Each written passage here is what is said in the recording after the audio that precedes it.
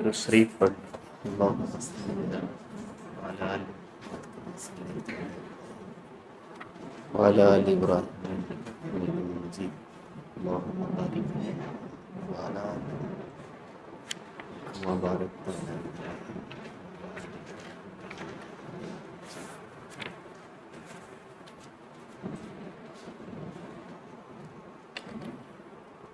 اعوذ باللہ من الشیطان الرجیم بسم اللہ الرحمن الرحیم. الحج اشہر معلومات فمن فرض فیہن الحج فلا رفث ولا فسوق ولا جدال فی الحج وما تفعلوا من خیر یعلمہ اللہ وتزودوا فإن خیر الزاد التقوی واتقون یا اولی الالباب.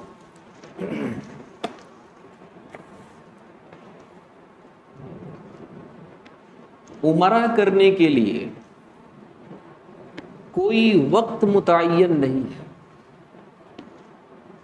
آپ جب چاہیں، جس مہینے میں چاہیں، جس سال میں چاہیں، رات دن جو بھی وقت ہو، آپ احرام باندھ کر میقات سے عمرہ کرنے کے لیے روانہ ہو سکتے ہیں.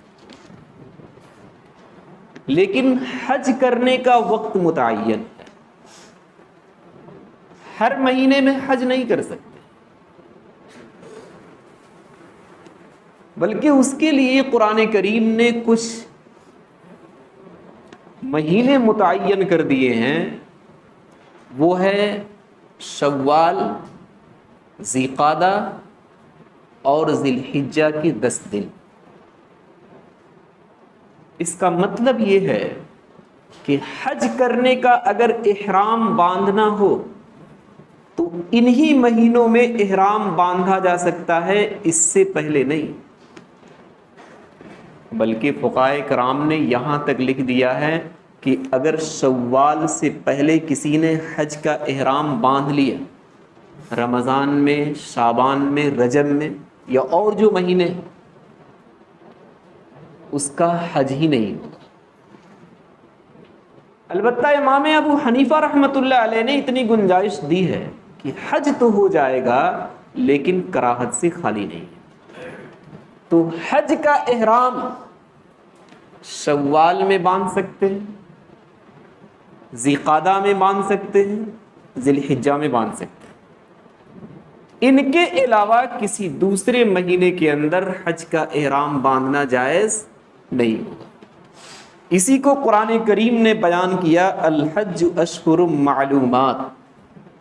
حج کے متعینہ کچھ مہینے ہیں، اور وہ وہی ہیں جو عید کے بعد سے شروع ہوتا ہے. شوال، ذی قعدہ اور ذی الحجہ کے 10 دن. فمن فرض فیہن الحج فلا رفث ولا فسوق ولا جدال فی الحج. اب اللہ تبارک و تعالی نے کچھ شرطیں رکھی ہیں. جب آپ نے حج کرنے کے لیے احرام باندھ لیا تو اللہ نے فرمایا فلا رفث ولا فسوق ولا جدال فی الحج. 3 منفی شرطیں رکھی ہیں جس سے بچنا ہمیں اور آپ کو بہت ضروری ہے. رفث، اہلیہ کے ساتھ مباشرت، ایک ساتھ سو جانا، کھلی ہوئی مذاق کرنا، باتیں کرنا. اللہ تبارک و تعالیٰ نے فرمایا کہ جب حج کا احرام باندھ لیے تو اس طرح کی باتیں کرنا اور مباشرت کرنا اب اس کی اجازت نہیں دی جائے گی. ولا فسوق، اللہ تعالی کی نافرمانی. عبداللہ ابن عباس رضی اللہ تعالی عنہ نے فرمایا کہ کچھ ایسی چیزیں ہیں جو خاص طور پر احرام کی حالت میں کرنا جائز نہیں ہے. نمبر 1، مباشرت، اہلیہ کے ساتھ رہنا. نمبر 2، شکار کرنا یا شکار کا پتہ بتانا کہ اس راستے سے چلے جاؤ تمہیں مل جائے گا. نمبر 3 ناخن تراشنا، مونچھیں تراشنا۔ نمبر 4 خوشبو لگانا۔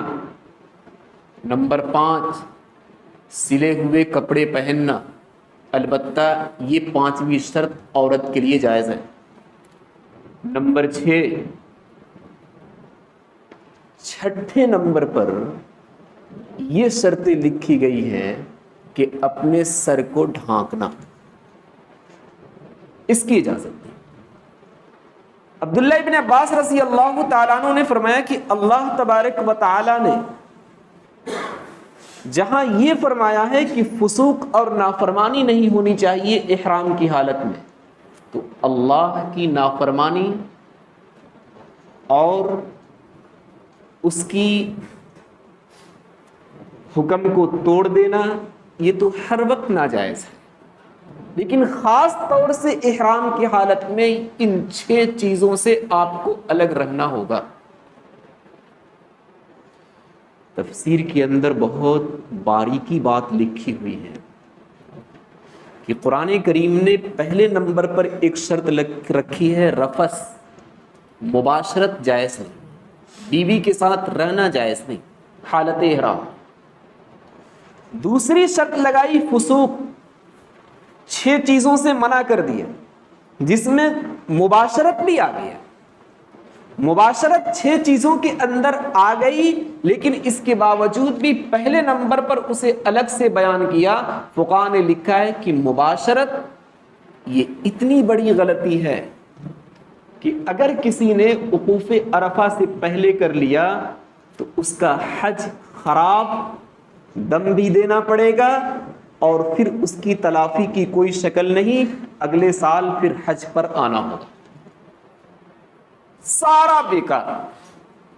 اس لیے اللہ تبارک و تعالیٰ نے اسے پہلے بیان کیا، مقدم رکھا کہ اس سے کوسوں دور رہنا۔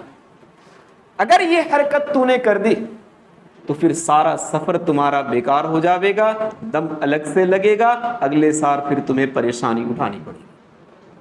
ولا جدال، ایک اور شرط رکھی، لڑائی جھگڑا کرنا۔ آپ ان تینوں شرطوں میں غور کریں گے تو عجیب و غریب ایک نقطے کا پتہ چلے گا۔ اللہ تبارک و تعالیٰ نے بڑی حکمت سے ان تینوں شرطوں کو بیان کیا۔ حج کے موقع پر اتنی بھیڑ ہوتی ہے، اتنی بھیڑ ہوتی ہے کہ مردوں کا الگ ہو جانا عورتوں سے ناممکن ہے، اختلاط ہوگا ہی ہوگا، نظریں ملیں گے ہی ملیں گے، آپ کا جسم چلتے پھرتے ٹچ ہو ہی جاوے گا۔ اللہ تبارک و تعالیٰ نے فرمایا کہ احرام کی حالت میں ہو، دھیان سے کام کرنا، کہیں اس طرح کی باتیں اگر ہو گئی کسی سے تو پھر اپنے پورے طریقے پر حج کو کھا بیٹھو گے۔ ولا فسوق، اللہ کی نافرمانی، رش ہونے کی وجہ سے، ایک جگہ ہونے کی وجہ سے آپ کا سامان ادھر، ان کا سامان ادھر، نہ معلوم کس کا کہاں سامان رکھا ہوا۔ اللہ نہ کرے اگر کسی کا دل گندا ہو تو وہ کسی کا سامان غائب بھی کر سکتا ہے۔ اللہ نے فرمایا ولا فسوق، نافرمانی کرنے سے بچ جانا، موقع تو تمہیں ملے گا لیکن اس طرح کی حرکت حج کے موسم میں مت کرنا۔ ولا جدال، گھر کے اندر 2-4 افراد رہتے ہیں، ہفتے بھر میں کبھی نہ کبھی لڑ جاتے ہیں۔ ایک صاحب تو مجھ سے ملنے کے لیے آیا، انہوں نے کہا کہ اتوار بنایا ہے اللہ تبارک و تعالیٰ نے فیملی کا آپس میں لڑنے کے لیے، سب ایک جگہ جمع ہوتے ہیں، لڑنا شروع کر دیں۔ آپ اندازہ لگائیے 20 لاکھ کا مجمع ایک جگہ پر، چلنے پھرنے میں ایک دوسرے سے تکلیف ہوگی ہی ہوگی، پریشانی ہوگی ہی ہوگی، آپ دھکے مکے کھائیں گے ہی کھائیں گے۔ ہم نے طواف کے دوران دیکھا کہ کچھ زور لگا کر خانہ کعبہ کے قریب پہنچنے والوں کو ایسا دھکا دیا گیا کہ اوپر اوپر نہ معلوم کہاں وہ چلا گیا. تو وہ اتنی بھیڑ ہوتی ہے, اتنا رش ہوتا ہے کہ ایک دوسرے کو تکلیف ہونی طے ہے. اللہ نے فرمایا ولا جدال, جھگڑے لڑائی سے الگ رکھنا, برداشت کرنے کی ضرورت ہے. یہ تینوں شرطیں بڑی حکمت سے رکھی. تمہاری نظریں عورتوں سے جا کر ملیں گی, اختلاط ہوگا, قربت ہوے گی.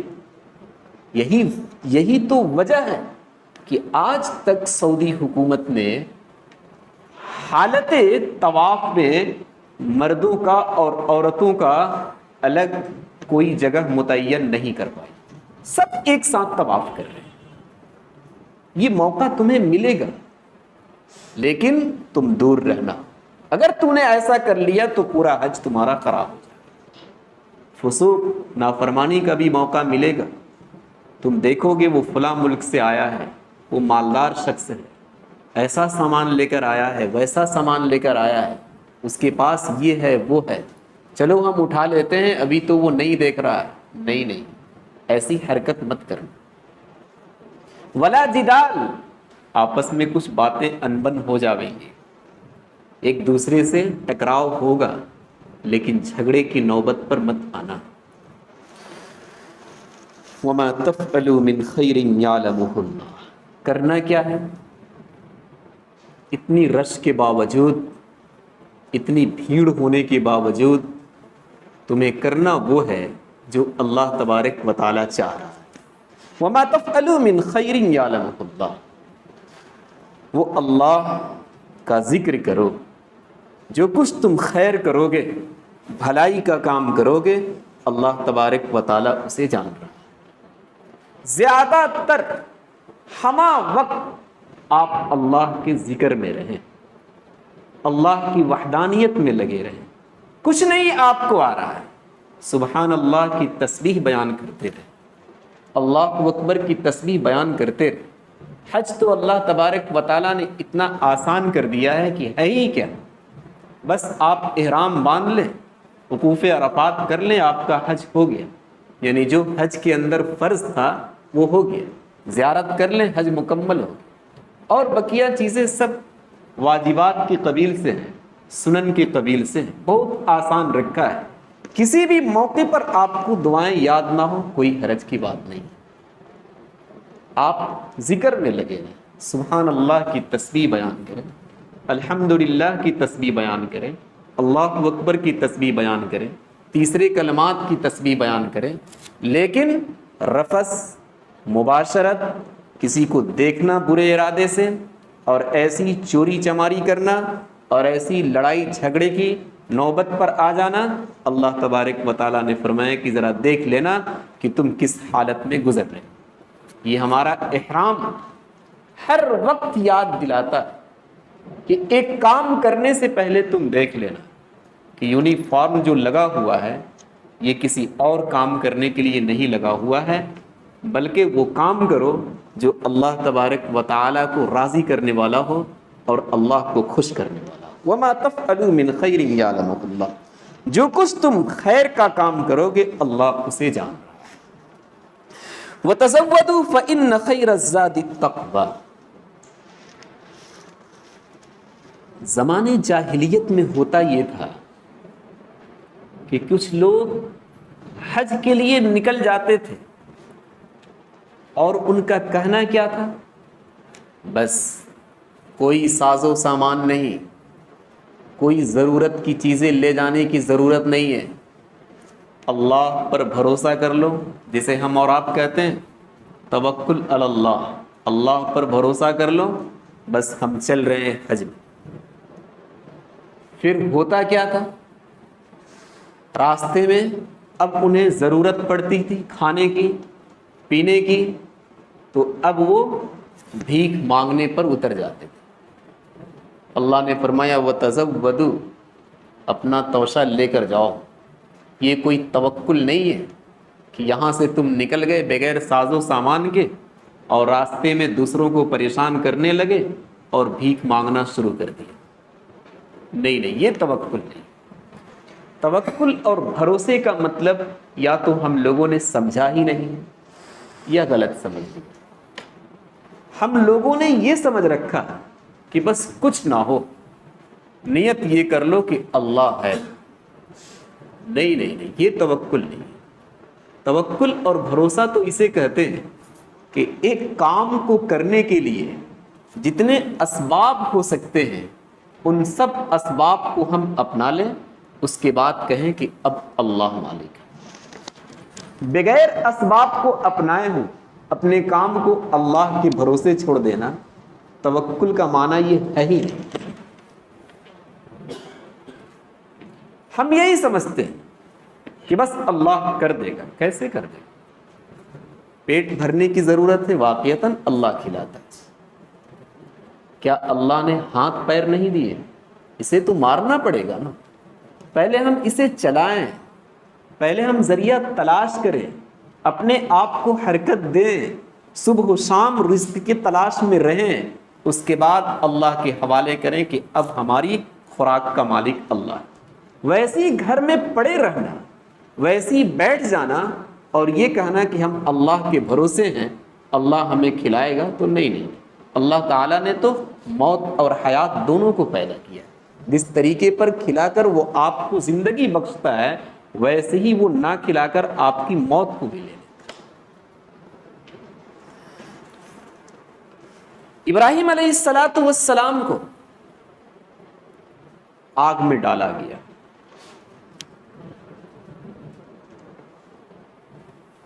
اللہ تبارک و تعالی کے حوالے انہوں نے اپنا کر دیا. وہ آگ میں خود سے گئے نہیں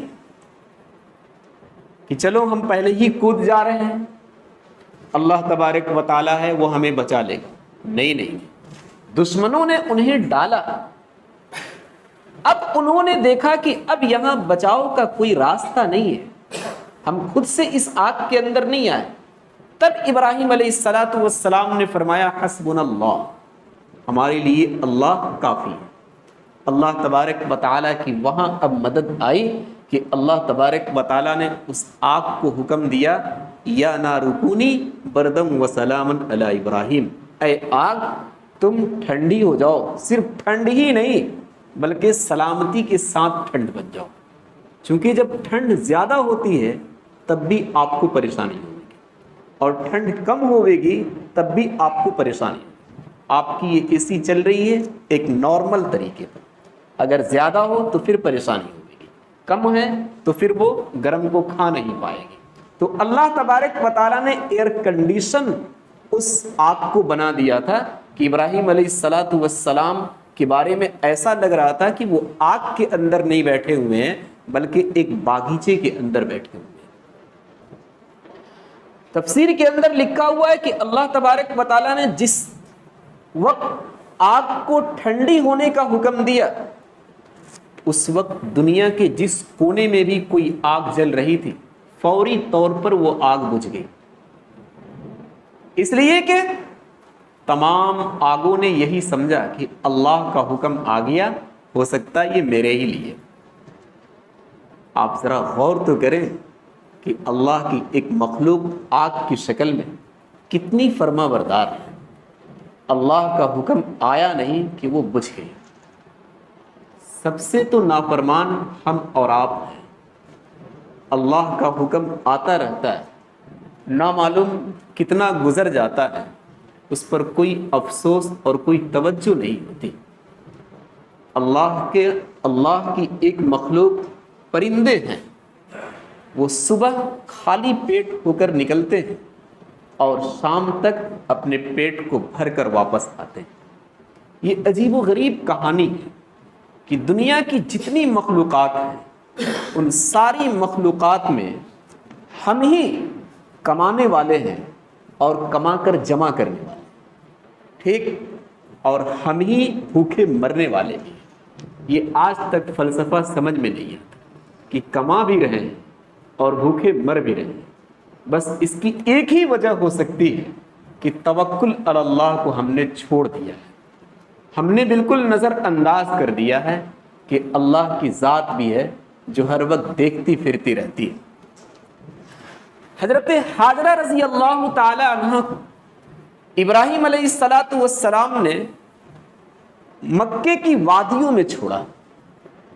صرف آپ غور کریں گے تو پتہ چلے گا یوں ہی نہیں چھوڑ دیا تھا، اللہ کا حکم آیا چھوڑ دیا۔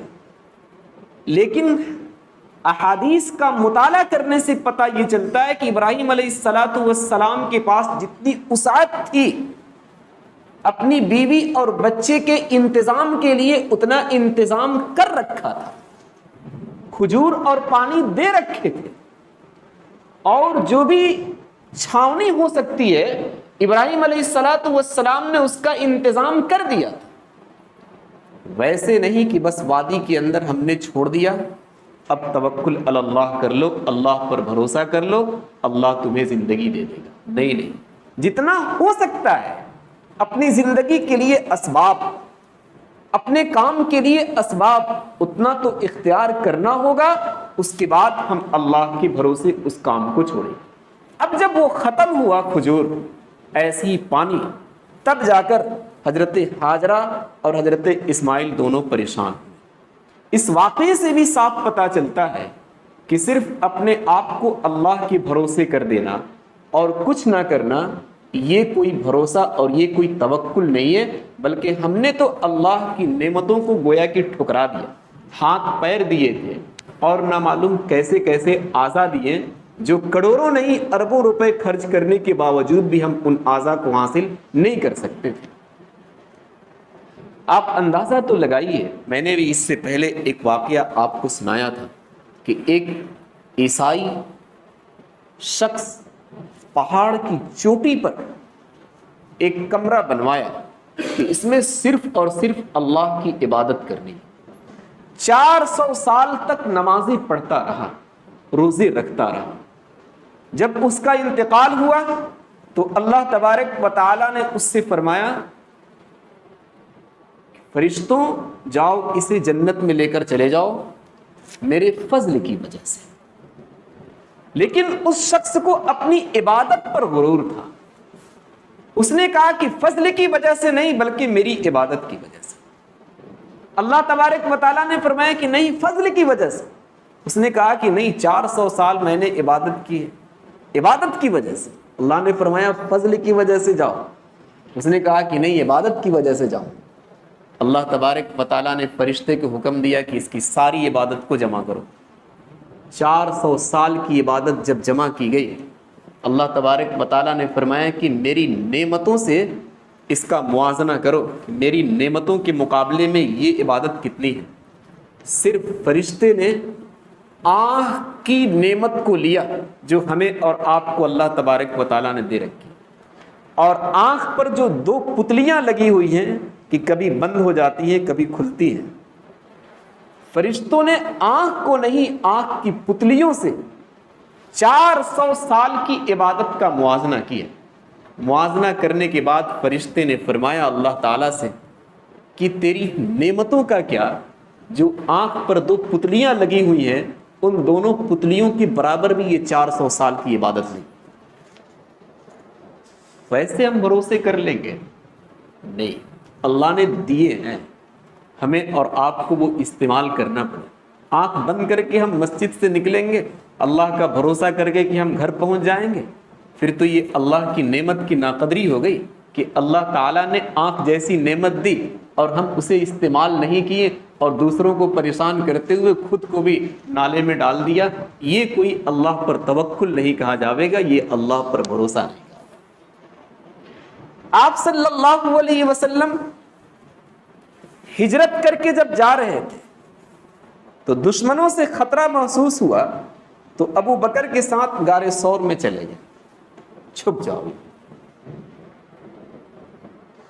آپ اس واقعے سے بھی سمجھ سکتے ہیں کیا آپ صلی اللہ علیہ وسلم کو اللہ پر بھروسہ نہیں تھا؟ کیا ان کے پاس توکل علی اللہ نہیں تھا؟ وہ کہہ سکتے تھے کہ چلتے رہو اللہ بچا لے گا، لیکن ایسا نہیں۔ آپ صلی اللہ علیہ وسلم نے فرمایا کہ بچنے کے اسباب پہلے پیدا کر، چھپ جاؤ کہیں پر، اس کے بعد اللہ پر بھروسہ کر۔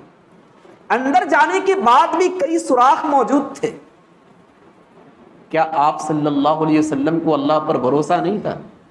ابو بکر سے فرمایا کہ سارے سوراخوں کو بند کر دو، نہ معلوم کہیں سے کوئی اژدہا آ جاوے گا اور ہم لوگوں کو تکلیف پہنچا دے گا۔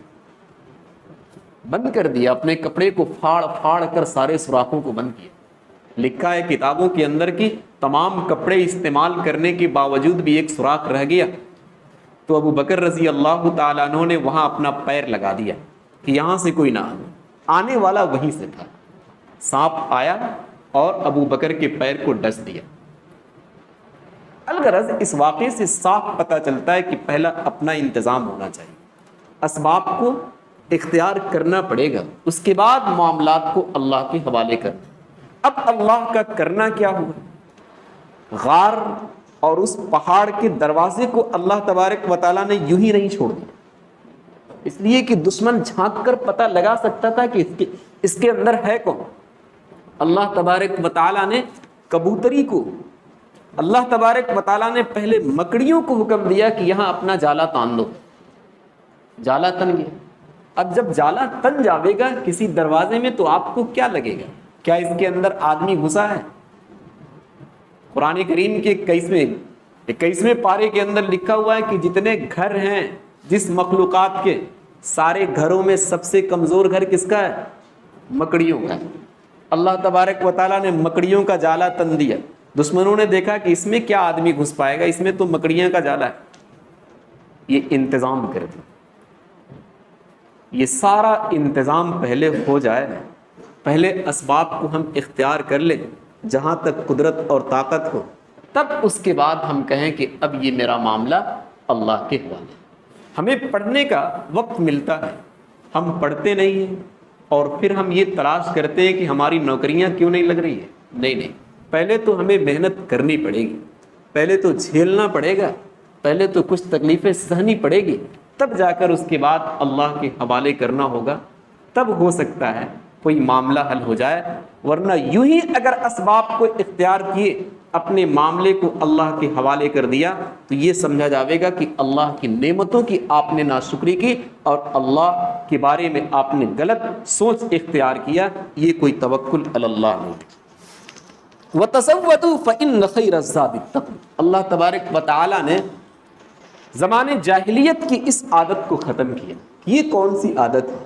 بے سر و سامان کے تم حج کے لیے نکل جاتے ہو، بغیر توشے کے، بغیر کھانے پینے کے تم حج کے لیے نکل جاتے ہو، اور بیچ میں بھیک مانگنے کی نوبت آ جاتی ہے، دوسروں کو بھی پریشان کرتے ہو، خود بھی پریشان ہو جاتے ہو۔